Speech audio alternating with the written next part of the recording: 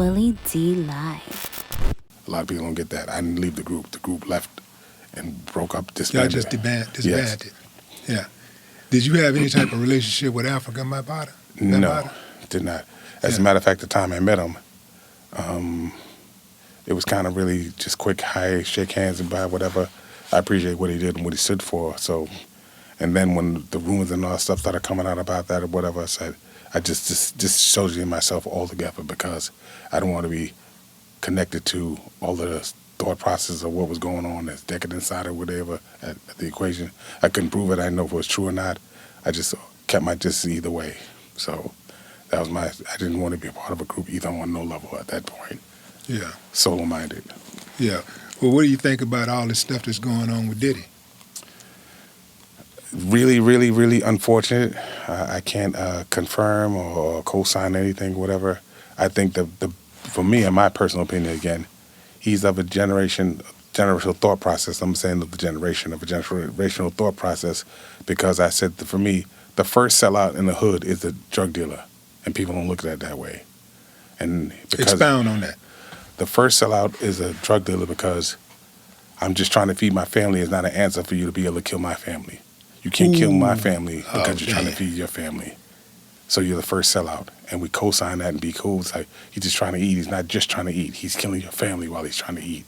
You're creating a climate that makes black on black the worst thing on the planet. You're killing black people trying to make a living. And the oppressor is absolutely loving that. And I said they love a drug dealer. Your colonizer loves a drug dealer because you're killing your people to feed yourself. So I said, nah, you can't get a pass from me. So I was very, very hard on it. So I never smoked, I never drank, never got high. And it wasn't about being a goody-goody. It's like, I'm not going to...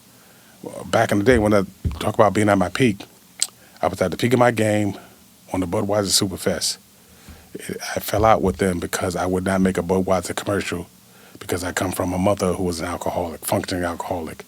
And I said, you're not going to use my popularity to help me sell beer, even though it's legal. I don't care if it's legal. It's detrimental to the black community, quite frankly, because we had so many drug addicts and alcoholics in our community because nobody plans to be an alcoholic. You become an alcoholic because you constantly do something that nobody checked.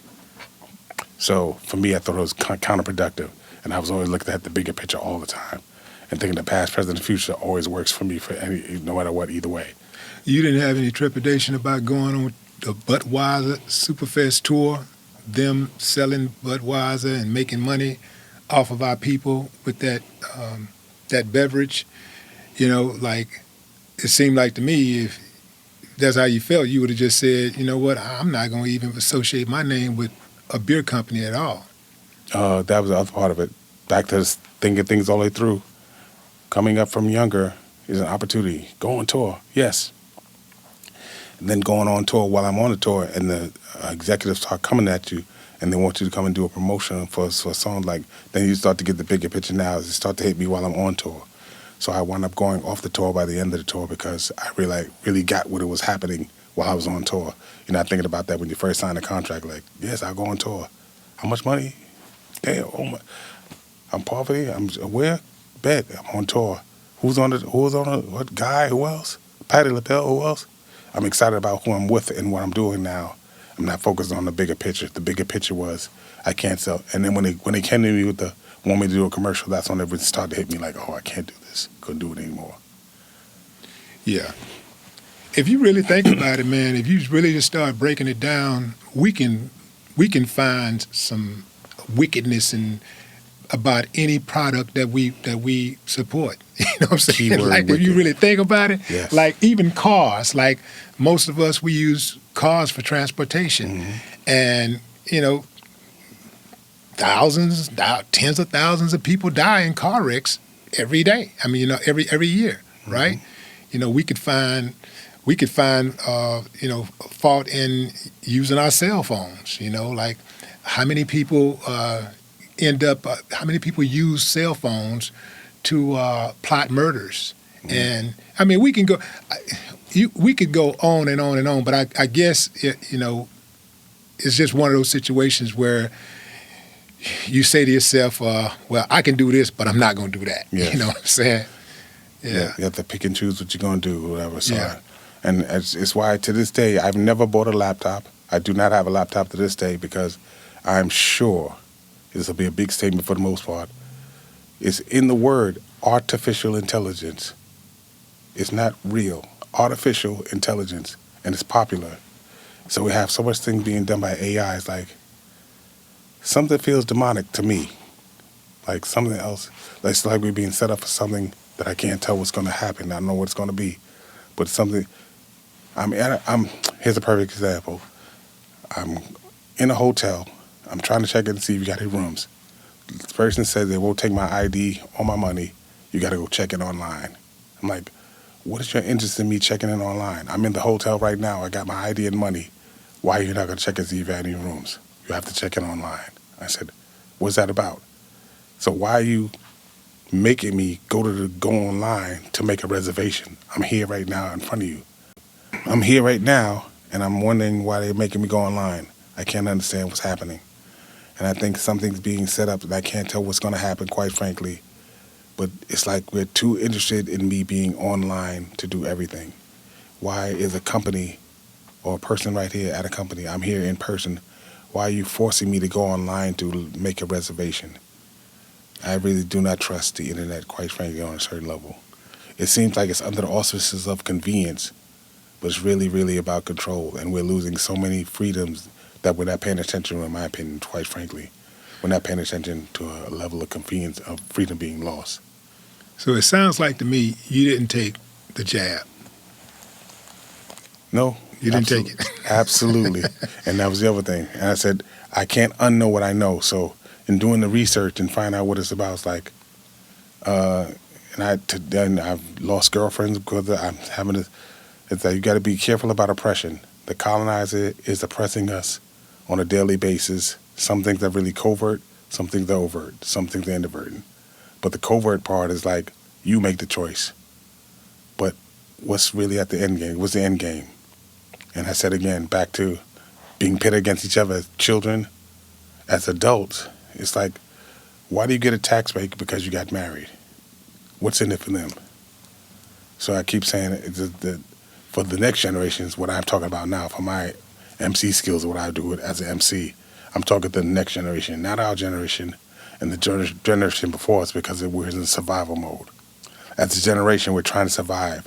As a black man, a black woman, whatever, we're being taught to survive, not to thrive. And hip-hop was a chance to thrive, try to thrive. So by surviving, I'm like, what is going on really? What's the hidden message? What are they not telling us? What is really in it for you with us being married? And I said, when you get married, you're not marrying your person, you're marrying the system. You're co-signing the system at the very least. So I say it's a bigger problem that we're not paying attention to, quite frankly. You know, you own something, man. You own something because there's always something in it for them. Yes. Anytime they try to make it seem like they're doing something for us, it's really for them. Like, anytime they're handing out money to us, they make sure they get their cut off the top. Absolutely. They're never going to do anything for us without it being the end game being doing something for themselves. Absolutely. And I think we have a hard time even differentiating the difference between us and them. Because they say, well, who is us? And I say, not them. Period. It's real simple. It's like, right. Then we don't know how to define it anymore because we're so busy trying to do with them. And I'm like, some part of patriotism is really like Stockholm Syndrome. To be patriotic is Stockholm Syndrome. You traffic Africans, you kidnap us, and then once it's like, hey, you kidnap us, I can't be patriotic, quite frankly, I said. So one thing that I had very, very big problem with as a child is like thought process of being patriotic, and like I can't be like gung-ho about this country. I'm seeing oppression. America has done more things to me than they ever did for me in my lifetime. It's a landslide, not even close. Way more things to me than they did for me ever. And I'm talking from trafficking Africans, from slavery, from the slave trade on up. So I've been on that from very, very, very beginning. So it was very hard for me to just get along and just go along to get along, quite frankly. Do you stand for the pledge? Star Spangled Banner? One of the reasons I was late to school every day, lived 2 blocks away from the school. I was late every day because I would fake having to go to the bathroom to be late because I did not want to say Star Spangled Banner. Yeah. I used to get in fights. I stopped going to Knick games because when I got popular, Mark Jackson used to give me tickets to Knick games. And they would say, please stand up and rise and remove your hats. Automatically, I'm not taking my hat off. Not that I care about my head, but I'm not taking my hat off. And I don't want to say the Pledge of Allegiance. You got to be kidding me. Was you aware of that third verse where you talk about killing slaves back then, or you just didn't want to stand for it because you didn't believe in the creed? I just didn't believe in the creed. But I heard about the third verse later, and I was really, really over the top. That took it over the top for me. Like, really? That's the third verse? And they took it out? Like, and that's what I mean again. They had that verse in there, but you take it out because you wanted to sing this. Like, I can't do it. Mm-hmm. And I never forget, I lost friendships because I won't say the company, but they called me and asked me to say the national anthem somewhere, and I just cursed the person out on the phone. It was a big popular company again. So I've actually done damage a lot with a lot of companies, couple of companies, because of what they wanted me to do. And it's not that simple for me. So it goes against the grain of my whole thought process altogether. Yeah. Yeah, Francis Scott Key, boy, that dude was a raging racist. I mean, like, he was one of the worst of the worst. It's got to be something really, really wrong with you to make a song that's supposed to be a pride song for a country and talk about murdering people in the song. And it's got to be something sick about you to want to uphold that message after all that time. And after discovering that this guy really was a racist and he did call for a section of our people in this country to be murdered, to be slaughtered. Wow. Unjustly, you know? So, yeah, I'm with you, man. I'm not going to be silent so anybody can be comfortable. I'm not going to do that. I'm not going to be silent for an oppressor, or an enemy to be comfortable. Absolutely. They can forget it. Yes. Man, how was it like working with Quincy? I would say the ultimate experience of my life, quite frankly. Rest in peace. I was really affected. You weren't that close to him. I called him every birthday, March 14th. It's going to be crazy not calling him this year for the first time. But I called him every year on his birthday since we met in 1989. That's dope. I'm back on the block. And he's absolutely, like you talk about that device thing or whatever, he's like a sage to me because he has a wealth of information, and not just musically, but historically also. So he was able to break a lot of things down for me, quite frankly, and give me a wealth of wisdom and knowledge without question. What was a normal conversation like with Quincy? Like, get on the phone. Quincy was just always was a player, Yeah, he had that jazz lingo. Hey, what's going on? What's going on, Kool?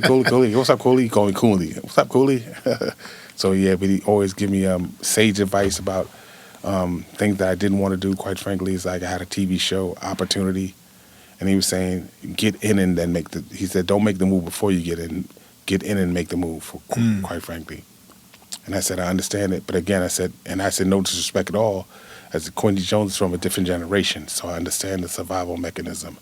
I said, my survival mechanism comes from hip hop. We kind of go against the grain from the door. So I understand what you're saying, but I can't do it that way. So I couldn't, because we had a chance to do something with Dick Clark at one time, at a TV show, and Quincy was saying, just go along with what they say. You get in and get the deal, then you change it. Which I understand. It was sage advice without question, because my TV show's not been on our air for that's 20 years at the very least. But he said, get in and you can make all the changes once you get in. Once you commit, they make them commit their money first, then change it.